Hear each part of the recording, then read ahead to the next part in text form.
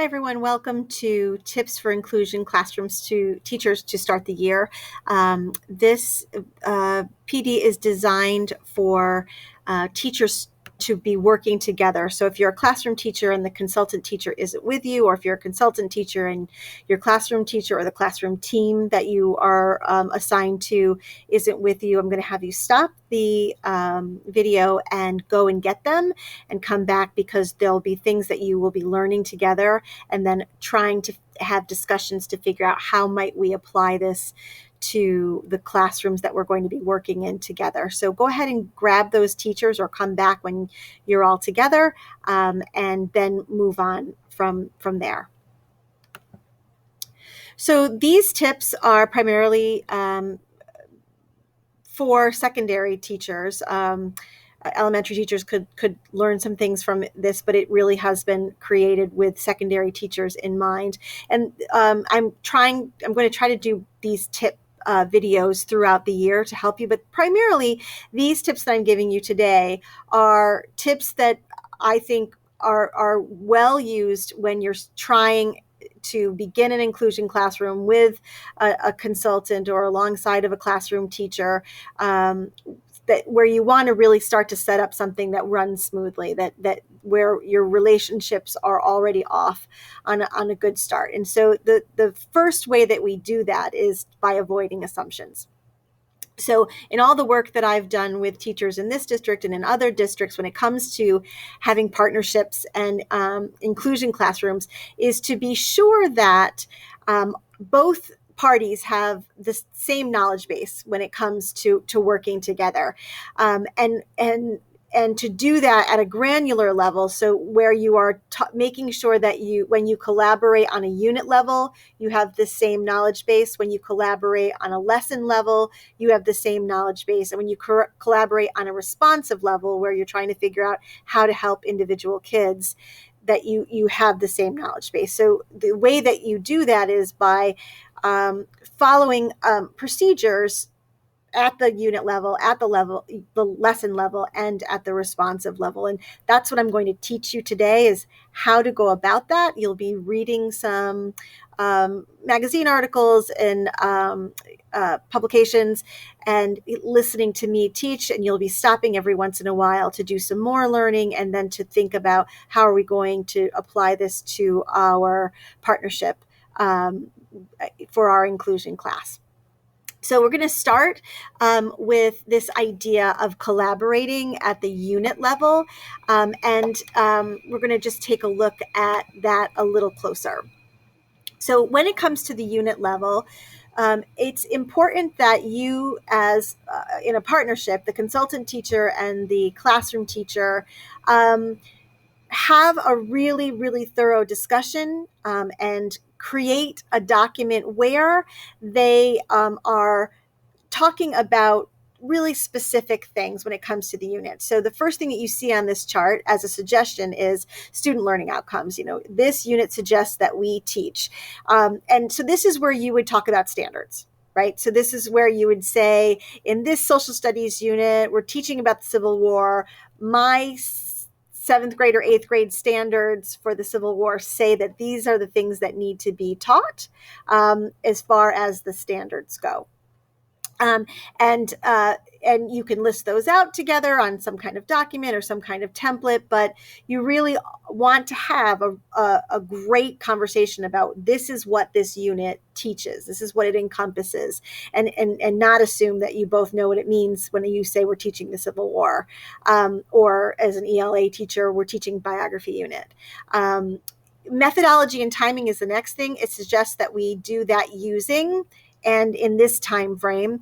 When it comes to methodology, our middle school ELA department has a really specific methodology. Classroom teachers need to bring in the consultant teachers on that methodology. We teach, we do independent reading the first 20 minutes. We then teach in the second set of 20 minutes. This is where, we're going to do some lesson planning. Then we work in small groups in that third 20 minutes. And then that fourth 20 minutes is often low stakes writing or vocabulary work or whatever. So you really want to think, what's the methodology that I use to teach during a block of time, and to decide on that together in a partnership. How is this going to go? And then again, the time frame. So, whether the unit is 4 weeks or 5 weeks or 6 weeks, you want to talk together as consultant and classroom teacher about, we think that this unit should run 6 weeks. Week 1 will deal with this standard. Week 2 will deal with this standard. And just as an aside, no unit should ever be longer than 6 weeks. Research shows, and just by experience, we know that kids get sick of things after 6 weeks, and so do teachers. So hopefully your units are around 6 weeks.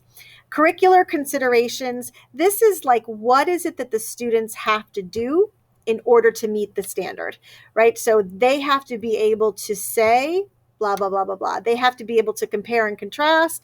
They have to be able to show this, do that. This is, the skills and strategies that it takes to make the standard. I know that the kids will have mastered this and this is how I'll know. And that's where that evidence is, let's do this to make sure that the kids got this. And those conversations have to happen as well.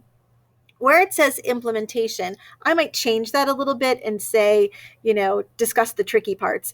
That is extremely essential conversation as well. And it's so lovely to have a special educator and a regular educator, because the regular educator might say, I've done this unit for 10 years, and this is always the stuff that's hard for the kids that I find.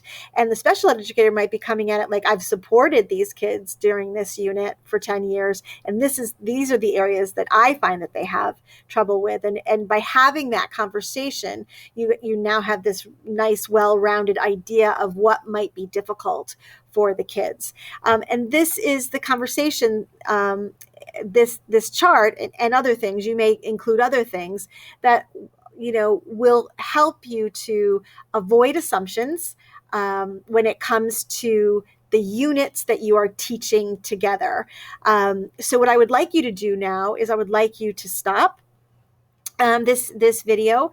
I would like you to take a look at that chart closer with your consultant teacher or with the regular educator or with the team together. Have some discussions. Is there anything that you would tweak on this chart? Is there anything that you're still not understanding? Have a discussion about it, and then perhaps talk about creating a unit level template that you might use to have these discussions before beginning a unit across the year, so that you each have access to what that unit is all about, which gives you a common knowledge base, which helps you to avoid assumptions. So go ahead and do that. Come back when you are ready to move on to the next section. So far, the tip to support avoiding assumptions is be sure that you collaborate at the unit level. That's number one. The second way to support avoiding assumptions is that you are sure that you're collaborating at a lesson level. So many times the work with teachers, I often hear one teacher say, I just feel like a glorified aide. I'm just kind of walking around the room. I'm not doing the teaching. And again, assumptions are made that, the classroom teacher has this idea of how the lesson's going to go.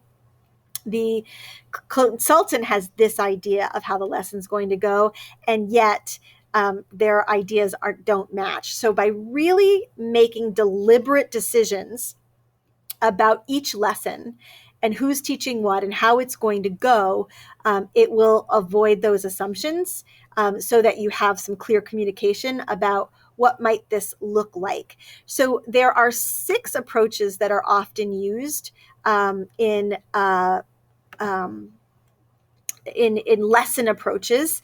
And I've got them here for you to take a look at in this, I think, very handy chart that I would hope that you would keep somewhere together. But for every lesson, the decision needs to be made between the consultant teacher and the classroom teacher. What what are we going to do for lesson one? What will our lesson look like? What's the approach we're going to take? So one approach is called One Teach, One Drift, which is exactly what it sounds like. If you take a look at the green half circles, those are the teachers. So one teacher is teaching and the other teacher is drifting and giving support. Another one is called Team Teaching, where the both teachers are responsible for the direct, explicit instruction. They stand in the front of the room together. They bounce off of each other. And once again, you would plan, I'll say this, you say that. Parallel teaching is a little different than team teaching in that both teachers are teaching, but in the exact same content, in the exact explicit manner, but you're doing smaller groups. So half the class is with one teacher and half a class is with the other teacher. Alternative teaching would be you are both teaching explicit content, but you are not explicit content, but explicitly teaching content. That would be something totally different. And one teacher is teaching in one manner where it feels a little more supportive, and the other teacher might be teaching in a more general way other kids. One Teach, One Observe. I can't stress enough how valuable this lesson plan approach is, especially if you are going to be meeting and collaborating and talking about the week or talking about a certain lesson. To have one teacher just do observations of the kids while the other teacher teaches and gathering data about each kid, like Johnny really knows his stuff, but Mikey is still struggling with X, Y, and Z. It's a really, really fabulous lesson approach, and I highly recommend that at least once or twice a unit you do that lesson approach so that you can gather data on kids. And then station teaching is exactly what it says. Each kids would go to a station and each teacher would be doing something at the station. Now, I just gave you a really brief overview, but there is a really nice article on this on understood.org, which I highly recommend if you have time to go. It's called 6 Models of Co-Teaching, and you will see that each approach is talked about in detail, and then it has this beautiful chart where it's like, what does it look like in the classroom? What are the benefits? What are the challenges? And when is it good to use? These charts are so useful. Now, you certainly don't have to. What's lovely about having a partner is you can do some jigsawing yourself, or if you're there with a team, you could really jigsaw. You might want to separate this in where the consultant teacher takes the first 3 and the regular educator takes the other 3. You read those things and then you teach each other. If you have a larger team there, maybe you each take one approach, learn about it, and then come back together and teach. But go ahead and do that work so that you are really truly familiar with the 6 approaches to lessons, so that you can think about doing some more of that when you get together with your team members and plan for lessons. Go ahead and push pause and come back when you are ready for the third support. So welcome back. So you now have 2 ways to support avoiding assumptions, because we know avoiding assumptions is extremely important when beginning an inclusion classroom relationship with another teacher. So you're first going to really plan at a unit level to collaborate, making sure that you all have the same knowledge base. You're going to be sure that you've talked about the lesson approaches that you're using when it comes to each lesson, so that really by using those lesson approaches, it sets you up to be equal partners in this work. When somebody else enters the classroom, I think it's the greatest compliment to an inclusion relationship when you can't tell which teacher is the special educator and which teacher is the regular classroom teacher, which one is consulting and which one is the teacher. And by planning those lesson approaches, that will help you to start to establish that idea of equality within the classroom, a partnership. Another way to establish that brings us to our third way to support that avoiding assumptions, which is to have the same knowledge base when it comes to being responsive to students' individual needs. So, so I'm going to start with this chart, and I'll tell you right off the bat that I think I probably would change the order of this and put what first and then who second. So I'm actually going to start with the what. When we talk about this, when you sit down and you try to have the same knowledge base when it comes to being responsive for kids, that what is it that we're going to be doing in small groups or individual conferences with kids? What will we teach? And this can come from three areas, right? It can come from the tricky parts that you discussed back in the unit level, see how it becomes important. It can be IEP goals that you are responsible for, or it could be reiteration of the material taught explicitly in the whole class lesson. And having a conversation as partners, and to say, like, I think that this is going to be the most important thing that I'm teaching next week because I noticed this was happening. I would like to take groups that do that. And then the other teacher saying, I think that I'm going to take this. It simplifies things. And it also helps you to, again, establish that equality thing. You know what I mean? Because the special ed teacher doesn't only have to take the special ed kids. The regular educator doesn't only have to take the regular ed kids. You're having a conversation about, this is what I noticed that the kids need. I'll take this group, you take that group, and we'll work on this together. And that way, it just is that the kids are your kids, and you're making decisions based on the needs that you're noticing in your classroom. So that's the what. If we move to that first column from the who, again, it should be any kid with any teacher, depending on what you decide how you're going to be responsive for that week. And the group should be changing. Every week or every 2 weeks, you should come back together with your partner, the consultant, and the regular ed teacher and say, what should we do now? How should we be responsive? Let's shake up our groups and do some different work.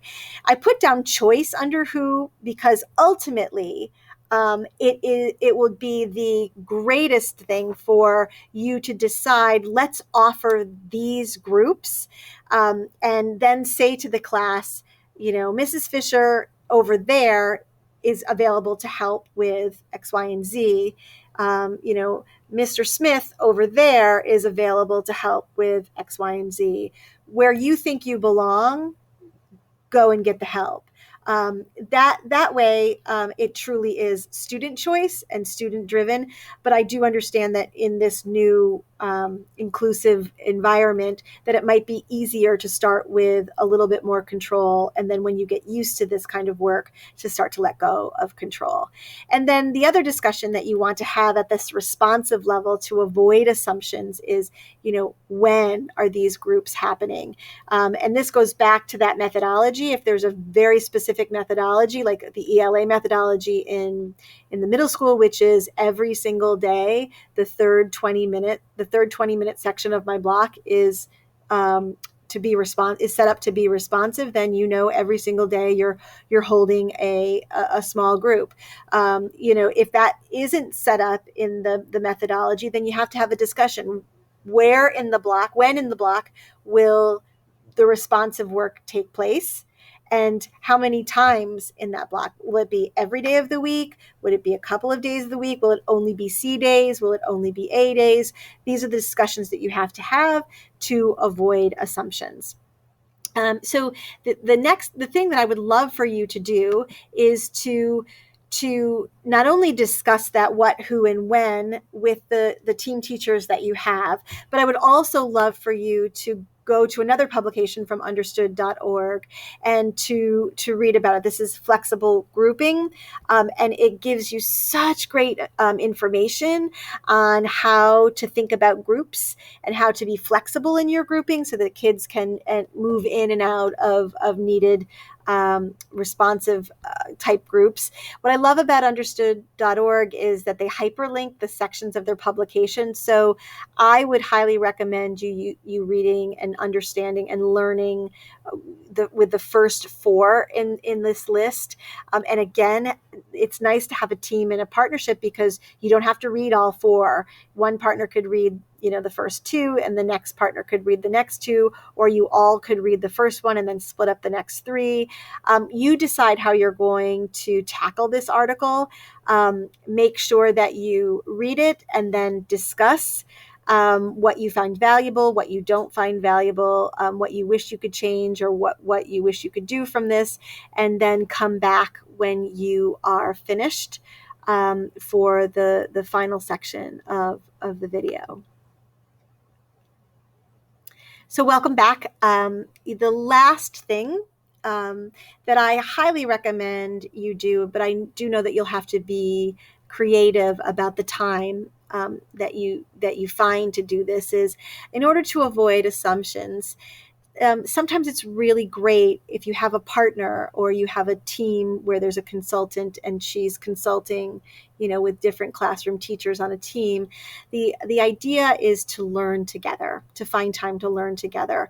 We have a wonderful inclusion dashboard that the PD experts that we took in June set up for us, and you can find amazing resources there. But you can also go to understood.org or other places like that, where there are just oodles and oodles and oodles of material that you could say, like, I want to do this well. I want to work together on this. Here's, let's go to understood.org and let's all read this article together.